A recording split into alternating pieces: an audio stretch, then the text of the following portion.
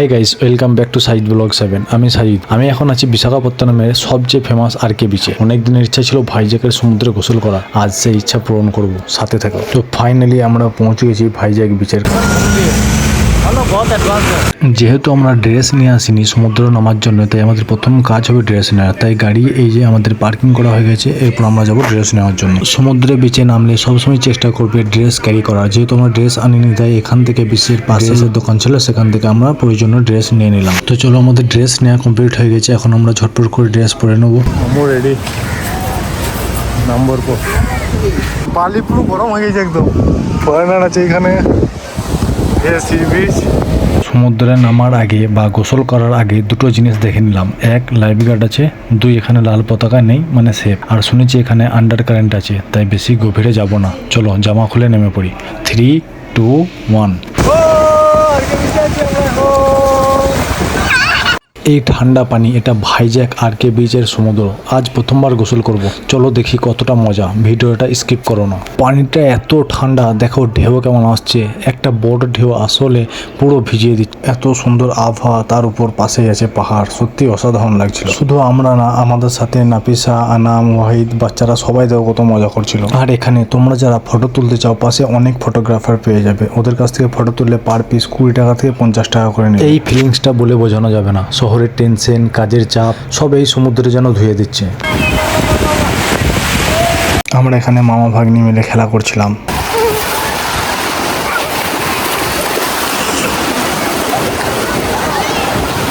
মুরব্বী এদিকে সমুদ্রের মাঝখান দিয়ে যাচ্ছিল।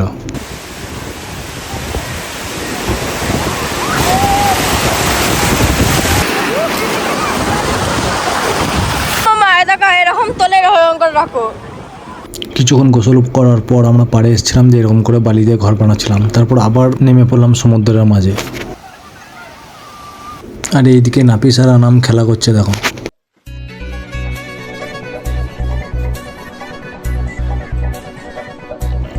এখানে আমি আর নাফিসা মারপিট করছিলাম, আর আনাম দেখো কত খুশি হচ্ছিল। তাই আনামকেও ছাড়িনি, আনামকেও ধরে সমুদ্রতে ফেলে আমরাও খেলা করছিলাম। সমুদ্রতে নেমে পড়েছি। এখন আছি ভারতের বিশাখাপত্তনম ভাইজ্যাক বিচে।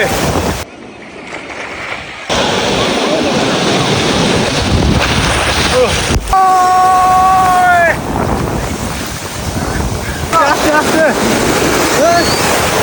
উল্টো ব্যান। যতক্ষণ গোসল করলাম, শরীর প্লাস মন দুটোই ফ্রেশ। ভাইজ্যাক আসলে আরকে বিচে গোসলটা মাস্ট। কিন্তু ভাই সাবধান, বেশি গভীরে যাবে না। আর সন্ধ্যার পর পুলিশ এমনিও নামতে দেয় না। চেষ্টা করবে সকাল থেকে আসার।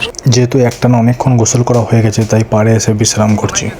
আর বাচ্চাদের সঙ্গে খেলা করছিলাম আমরা। বাচ্চারা পাড়ায় খেলা করছিল, আমরা ওদের সঙ্গে সঙ্গ দিয়ে খেলা করছিলাম। আর আমি এইখানে কি করছিলাম আমি নিজেই জানি না কি করছিলাম। তো যাই হোক, বাচ্চাদের সঙ্গে আবার নেমে পড়লাম সমুদ্রে। ভাইজ্যাক বিচে আসলে অবশ্যই আম মাখাটা একবার ট্রাই করো, কারণ হেভি লাগে খেতে। বাড়ির উপর বসে নুন লঙ্কা দিয়ে আম মাখা খেতে সত্যি অসাধারণ লাগে।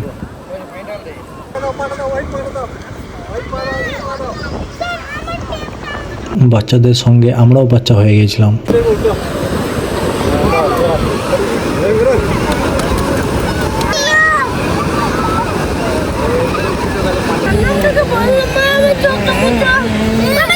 তো কেমন লাগলো আমার প্রথম সমুদ্র গোসল কমেন্টে জানিও। কিন্তু তুমি কোন বিচে গোসল করেছো সেটাও জানিও।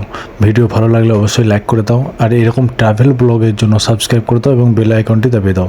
পরের ভিডিওতে নিয়ে যাব কৈলাসগিরি হিল। আর হ্যাঁ, আমি সাঁতার জানি, প্লাস লাইফ গার্ডের সামনে নামছি। তোমরা কপি করার আগে সাবধান, লাল পতাকা থাকলে নামবে না। দেখা হচ্ছে কৈলাসগিরি পাহাড়ে। ভালো থাকবেন, সুস্থ থাকবেন। Thank you, thanks for watching.